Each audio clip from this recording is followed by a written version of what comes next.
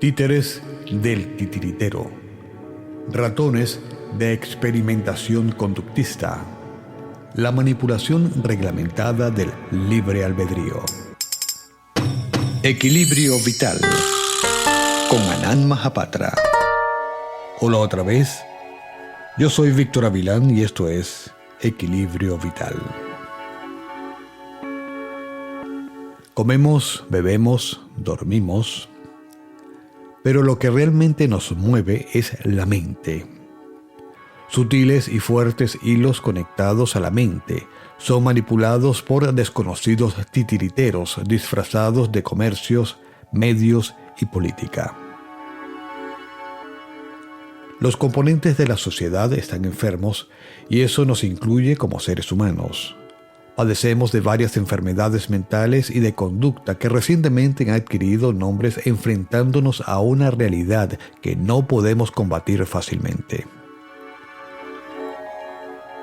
En ese intento se suman otros padeceres agravando la salud: ansiedad, miedos, incertidumbre, trastornos obsesivos compulsivos, vulnerabilidad, abandono.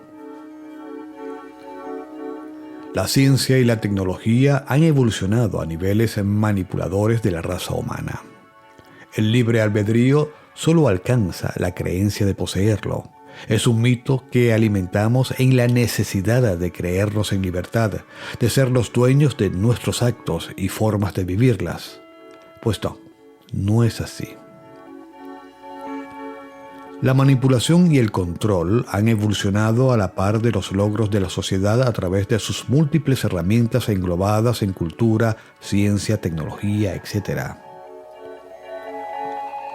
Los dioses que están mirándolo todo, evaluando y creando los escenarios para jugar con nosotros son la religión, la política y el dinero a través del comercio o capitalismo, que está en todas partes, hasta en las estructuras comunistas anticapitalistas.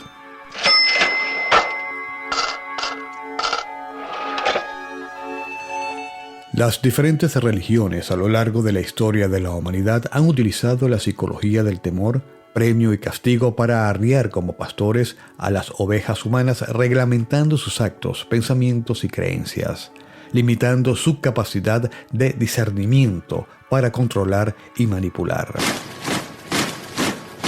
Grandes guerras fratricidas se han librado creando enormes guetos de creencias centralizadas en sus respectivos centros de comando erigidos como iglesias, mezquitas y templos alienantes, cada uno contando con los manuales de manipulación psicoemocional de comportamiento y deberes. Una industria alimentada por la fe ninguneadora humana, enriquecida por sus fieles, y un estado político cómplice que se sirve del debilitamiento de la inteligencia para tomar su pedazo de pastel. El auge del fundamentalismo religioso en muchas sociedades se ha relacionado a menudo con las transformaciones sociales y políticas que se han producido durante este periodo. Las tradiciones religiosas también se han transformado. Los fundamentalistas religiosos se han vuelto más influyentes en todos los niveles de la sociedad y los funcionarios seculares de alto rango han adoptado a menudo la retórica y la imaginería religiosa. En las sociedades tradicionales prevalece un régimen político-religioso universal. La posición hegemónica de la religión en la sociedad suele estar marcada por dos características. Muestra una fuerte presencia y un importante papel en la sociedad, siendo el vehículo de transmisión cultural y social de generación en generación. También se caracteriza por un refuerzo positivo de la tradición, compartido por todos sus miembros. Las sociedades tradicionales se caracterizaban por la posición hegemónica de la religión en la sociedad. Las iglesias eran las instituciones dominantes y la religión inspiraba las costumbres, el derecho, la educación y las tradiciones. La catedral o el campanario de la parroquia no era solo un símbolo religioso, sino también político y cultural. Esto es lo que hemos conocido como nacionalcatolicismo, en el que se produce una función de la identidad cívica y religiosa, de manera que el individuo asimila la religión por ósmosis sociocultural. Esta ha sido también la base común del judaísmo tradicional y del islam. La influencia de la religión en la sociedad ha marcado profundamente la historia europea.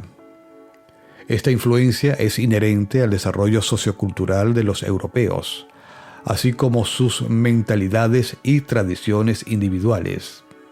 En términos generales, Nietzsche comprendió bien el papel de la religión para la sociedad y para la política europea. También fue un gran denunciante de la secularización al afirmar que las sombras de Dios se alargan. La muerte sociocultural del Dios judeocristiano dejó intactos muchos elementos del cristianismo que sobrevivieron de forma secularizada.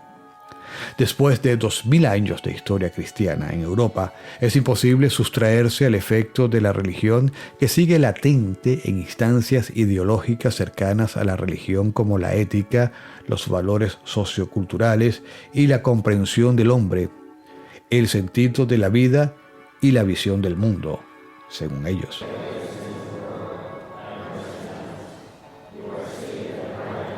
La religión es un factor sociocultural de primer orden. Ejerce funciones difícilmente sustituibles y tiene claras repercusiones políticas. Las instituciones religiosas son consideradas por muchos como instituciones que proporcionan un sentido de pertenencia y solidaridad entre los miembros de una cultura y sociedad. La solución a la que apuntaba Estados Unidos se ha convertido en una fórmula exitosa, cuyos efectos perduran en la actualidad.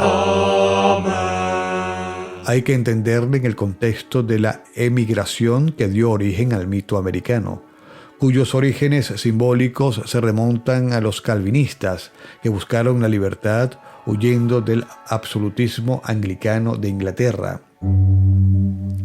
El sueño americano se basa en la primera declaración de los derechos del hombre, la vida, la libertad y la búsqueda de la felicidad, 1776, de la que se deriva el derecho a la resistencia política contra cualquier gobierno que no lo garantice. La religión es un sistema social que ayuda a construir y mantener el orden social. Proporciona rituales que ayudan a la comunidad a comunicarse con sus antepasados y con Dios a través del concepto de reencarnación. La religión sirve como herramienta de control social, utilizada por los miembros de la sociedad para reproducir las jerarquías de poder y las distribuciones desiguales de la riqueza. Lo religioso no se limita a los actos rituales, sino que incluye la creencia en agentes sobrenaturales con poderes mágicos. Cuanto más ingenuo se crea en agentes sobrenaturales como Dios, más fácilmente se aceptará un sistema autoritario. Cuando un jerarca eclesiástico abusa de la confianza de los que le siguen, los lleva por un camino que puede llevarlos a la cárcel o algo peor. Los párrocos y jerarcas eclesiásticos, además de ser instrumentos del poder, quieren ser el poder mismo. De ahí que, aprovechando el clientelismo de la fe, consiguen ser elegidos por sus feligreses para corporaciones públicas y a veces, como en la última legislatura, con alianzas impías. Otros de los grupos titiriteros se refiere a reyes, capataces, porteros, gobernadores, ministros y presidentes. Son quienes llevan el látigo social, a veces dictadores caudillescos, otros populistas saqueadores.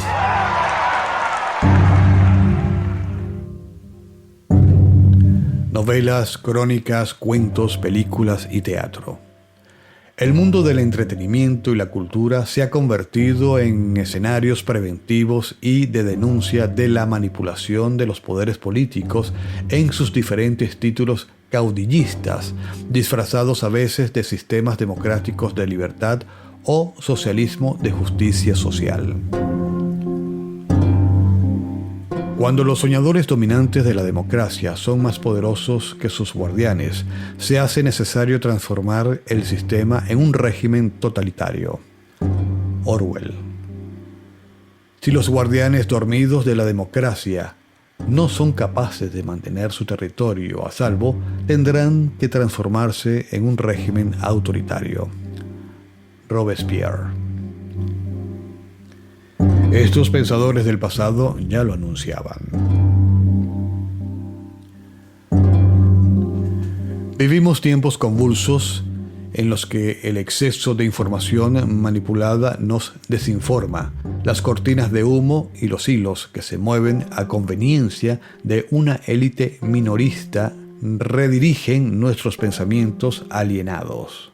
Soñamos con héroes visionarios como V de Vendetta o Elliot Anderson de Mr. Roboto, pero son personajes ficticios. Tal vez nuestra última esperanza sea Noam Chomsky. Es real y está dispuesto a desmantelarlo todo. Chomsky, uno de los pensadores, filósofos y científicos sociales más influyentes de su tiempo, desvela las manipulaciones más descaradas que se han llevado a cabo en las últimas décadas para guiar nuestros pensamientos y mantenernos a raya. Y por supuesto, enfermarnos. La manipulación masiva o total de un grupo de personas se consigue mediante el uso de una o varias de las tres técnicas básicas: la distracción, la reacción al problema y la solución. La desviación se utiliza cuando el motivo de la intervención no está directamente relacionado con el problema, por ejemplo, pan y circo. Por otro lado, el problema reacción-solución es una situación en la que se crea una situación de crisis, seguida de un aumento del control político o de la intervención económica para resolverla. Este tipo de manipulación tiene lugar cuando los que tienen el poder, ya sean políticos, gobiernos o empresas, no abordan a propósito un problema en favor de otro. Por ejemplo, si pudieran pagarme para que comiera menos porque es malo para mi salud, entonces podría pagarles para que se ocuparan de sus compras navideñas porque mi dieta me ha obligado a gastar más dinero en comida. Esto sucede todo el tiempo, pero no vemos ninguna relación entre nuestros hábitos alimentarios y lo que gastamos en el supermercado. Los medios de comunicación desempeñan el papel principal en la manipulación de masas.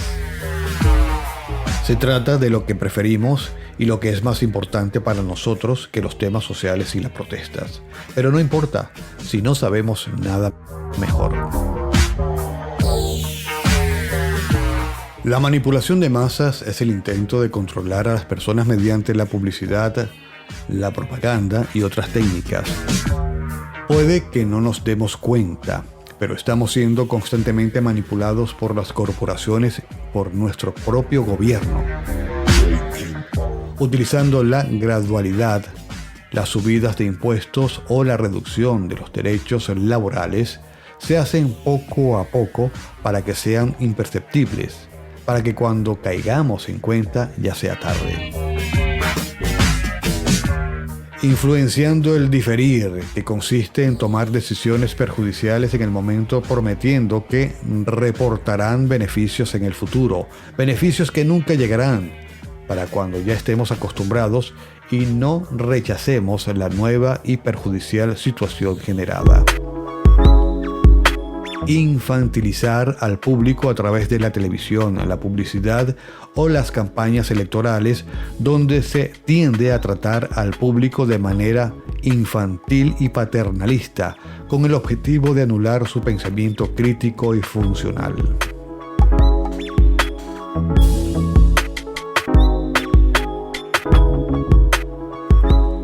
Apelar a las emociones es otra herramienta de manipulación emocional, como una de las artes más burdas de hoy. Se busca jugar con la parte sensitiva de los cerebros para no estimular la reflexión. Anular nuestro lado racional hace que nos quedemos con el mensaje global, no con los elementos específicos que esconde. Se persigue crear públicos ignorantes. La ignorancia es la peor arma de destrucción masiva que hay. Crear brechas entre la educación pública y privada o no proporcionar las herramientas necesarias para culturizar con dos procesos habituales. Por ejemplo, se sigue ridiculizando a los ratones de la biblioteca en cantidad de películas o series. Ser inteligente o inquieto es sinónimo de ser un perdedor de la estructura social, un nerd. Igualmente, promover públicos complacientes.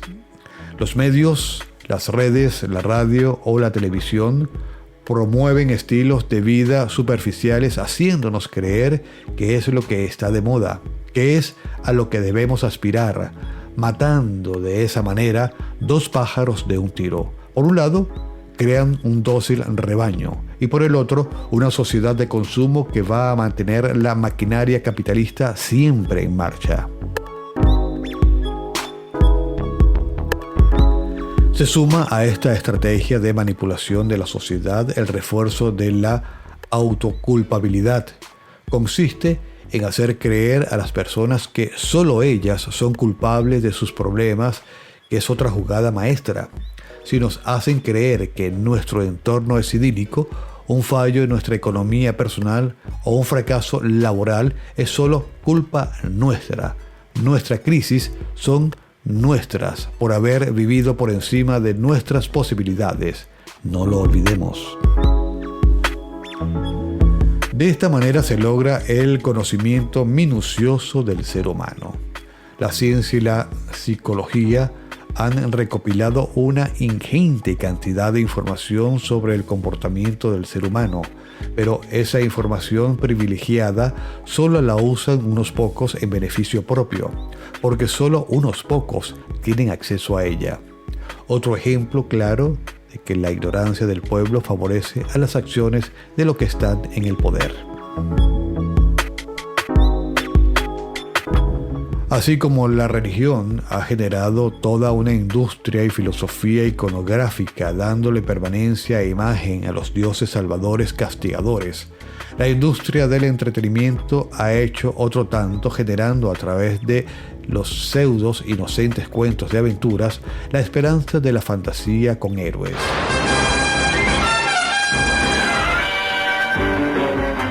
Algunos venidos de otros mundos con superpoderes como el universo de los extraterrestres como Superman, otros generados por la ciencia y la tecnología, voluntaria o accidental, como el Hombre Araña, Hulk, los Cuatro Fantásticos, etc. Y los más recientes que son productos de mutaciones evolutivas como los X-Men, o los X-Men, como le quieran llamar. Todos estos creadores de esperanzas son salidos de la misma maquinaria de la manipulación. No son, como algunos analistas lo han llamado, el reflejo del desamparo que se vuelca a la creatividad del pensar en milagros de poderes y salvadores. No. Cruelmente es un recurso llamado esperanza fantástica para ignorar y ocultar la verdad del titiritero y sus marionetas, nosotros. Somos como los ratones del laboratorio. De hecho, muchas técnicas y herramientas de manipulación se han probado primero precisamente en ratones evaluando estímulos en nuestro cerebro primigenio, el reptiliano. La publicidad y el mercadeo, dejando de lado la ética y valores, nos someten a un bombardeo constante de estímulos condicionadores. Los medios tradicionales y ahora los electrónicos, con las redes sociales, están formando a verdaderos idiotas perfectos. Y aún no ha entrado completamente la inteligencia artificial. Cuando ocurra, aquellas sagas como Matrix, Skynet, la computadora consciente de Terminator, serán cuentos de niños para lo que realmente puede ocurrir. Teniendo toda la información sobre las herramientas aplicadas para manipular a la sociedad con múltiples estrategias y los exitosos resultados obtenidos de nuestro comportamiento, habremos creado al verdadero Dios, al Dios titiritero esclavista.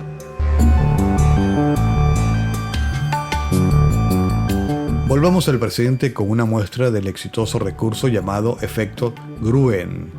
Simplemente se trata de laberintos creados en centros comerciales y sobre todo en grandes tiendas como la de origen sueco o la española con nombre sajón. El efecto Gruen es ese fenómeno psicológico que experimentan las personas haciéndolas susceptibles de comprar impulsivamente y que ha sido causado deliberadamente durante años. La mandíbula caída, los ojos un poco vidriosos y una sensación de confusión son algunos signos de que alguien lo está experimentando, como zombies. Comenzamos a caminar más despacio a medida que se establece ese estado mental. Algunos psicólogos lo describen como un estado casi paralítico, en el que la mente deja de funcionar porque está registrando demasiada información a la vez y se agota. El diseño de centros comerciales con el efecto Gruen es muy común. De hecho, lleva el nombre de Victor Gruen, el arquitecto que diseñó uno de los primeros establecimientos. Al propio Gruen no le gustaba el nivel de manipulación necesario para crear este estado mental y trató de crear un centro comercial que no confundiera a los consumidores para que compraran cosas que no necesitaban. Una serie de factores se unen para crear el efecto, casi todos con el objetivo de estimular nuestros sentidos. El uso de señales específicas de iluminación y sonido, el ruido ambiental y el diseño espacial de las tiendas y exhibidores. Incluso la temperatura y la humedad importan, al igual que los espejos y las ventanas. Los diseñadores de tiendas y centros comerciales modernos son muy conscientes del fenómeno y deliberadamente crean espacios que están diseñados para desencadenar este estado mental, como han manifestado muchos visitantes de los centros comerciales. Por eso cuentan con salidas difíciles de encontrar o rutas complicadas de seguir para que los consumidores terminen en otra sección cuando quieren irse.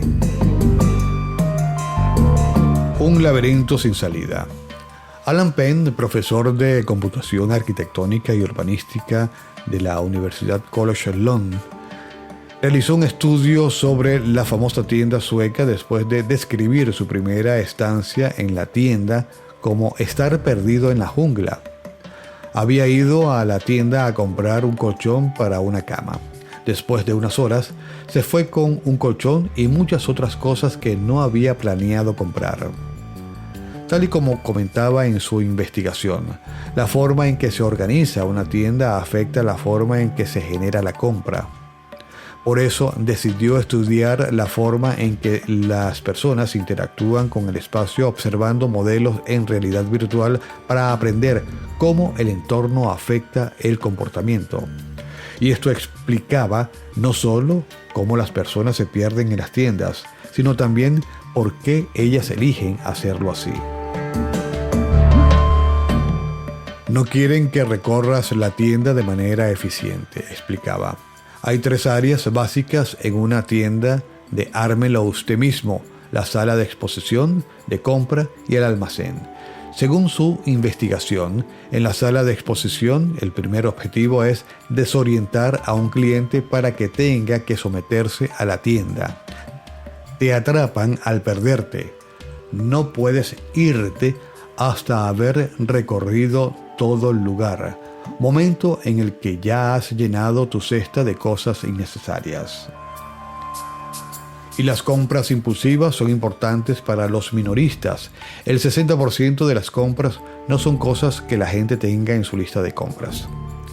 El diseño de la tienda es el componente principal de la estrategia de experiencia del cliente y lleva a los compradores por un camino sinuoso a través de cada departamento y cerca de cada producto.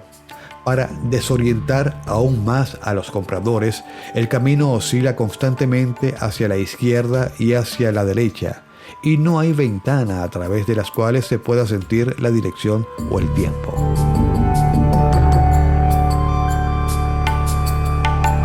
El colmo de la manipulación condicionada. Que trabaje el cliente. La primera idea genial de la tienda sueca es la de cambiar tiempo por dinero. Pero cambian su tiempo, ojo, no el tuyo. Las cosas salen baratas porque los muebles te los montas tú. Pero es que la cosa va más allá. En las tiendas verás a pocos empleados o a ninguno. Coger muebles que has comprado, su sección de autoservicio hace que te apuntes lo que quieres. Para eso te regalan lápices y libretitas a la entrada. Y luego lo recojas tú en sus gigantescos carros. Los empleados están más para resolver dudas y para diseñar las cocinas, los muebles, que para cargarlos. Total, yo lo haces tú. Todo esto se convierte en un desequilibrio psicoemocional. Ansiedades, vacíos, inconformismo disfrazado de fortuna con el pseudo privilegio de poseer algo. Y es que hemos perdido la libertad y escapamos sumergiéndonos en otros espacios virtuales. Realmente no escapamos. Nos refugiamos en los recursos que nos ofrecen las redes ideadas para mantenernos en el estado que necesitan para continuar moviéndonos con sus muy fuertes hilos en un colorido teatro de la sociedad del nuevo siglo. Finalizando, dudo si decido leer algún libro o veo una serie de TV bajo demanda. Yo soy Víctor Avilán, también conocido como Anán, y esto es Equilibrio Vital.